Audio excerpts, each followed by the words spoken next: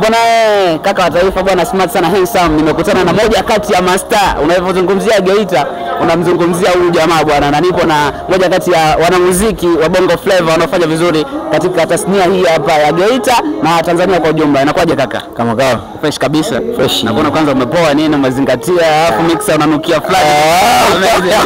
Wewe unajua kama mimi nanukia. Nakusikia.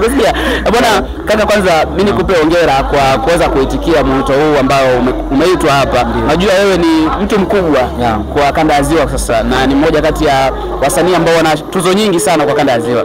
Hivi wewe kwako wewe ulivyosikia kwamba comedians sasa wamepata jukwaa kama hili, unajua majukwaa kama tumezoea kuona kwenu nyinyi wasanii kwa kanda ya Ziwa huko, lakini unaona kwa wasanii labda na hisi sana mara nyingi ni wasanii, kwa comedian ilikuwa ni mara chache. Wewe baada ya kusikia kwamba comedian nao wamepata jukwaa lao kama hivi, ulipata nini moyoni mwako? Ni jambo la faraja kwa sababu majukwaa kama haya ni muhimu kwa makomediani, especially wa nyumbani kwetu hapa. Kupata jukwaa kama hilo na kuja na makomediani wakubwa ni fursa ya kujitangaza makomediani wetu, na wale makomediani wetu wanapojitangaza ina maana unatangaza mkoa wetu.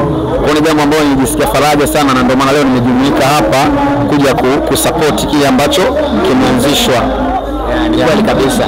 Na mimi ningependa tu uniambie kitu kimoja kwamba wewe ni msanii na unafanya vizuri sana kwa huku kanda ya Ziwa. Hivi ni changamoto gani ambazo unakutana nazo? Maana tunafahamu kwamba ukitaka kutoboa uende mbele, lakini wewe tunaona unafanya ngoma zako zinaenda na unabeba matuzo ya kutosha. Ni nini kiko nyuma? What's behind with you? Juhudi tu na kujiamini. Na of course mimi naamini kama niko nafasi ya kutoboa, unaweza kutoboa eneo lolote, kwa sababu nowadays muziki sio mpaka uende sehemu fulani. Muziki unaendeshwa na mitandao. Kwa mitandao inatumika eneo lolote. Ninafanya kazi kwa kujitangaza kwenye mitandao. Nafanya kazi, naamini kama nitakapokuwa sehemu yoyote naweza nikafanya kazi nzuri na ikatembea. Uzuri muziki mzuri una miguu. Na sasa hiyo nasema mkweli kabisa. Unatembea wenyewe. Unatembea wenyewe, lakini plani pia za kwenda nje kuchanua huwa naenda mara nyingi narudi. Yes, kwa hivyo vyote navifanya vina muhimu. Sawa kabisa. Mimi nikupe challenge moja tu kidogo.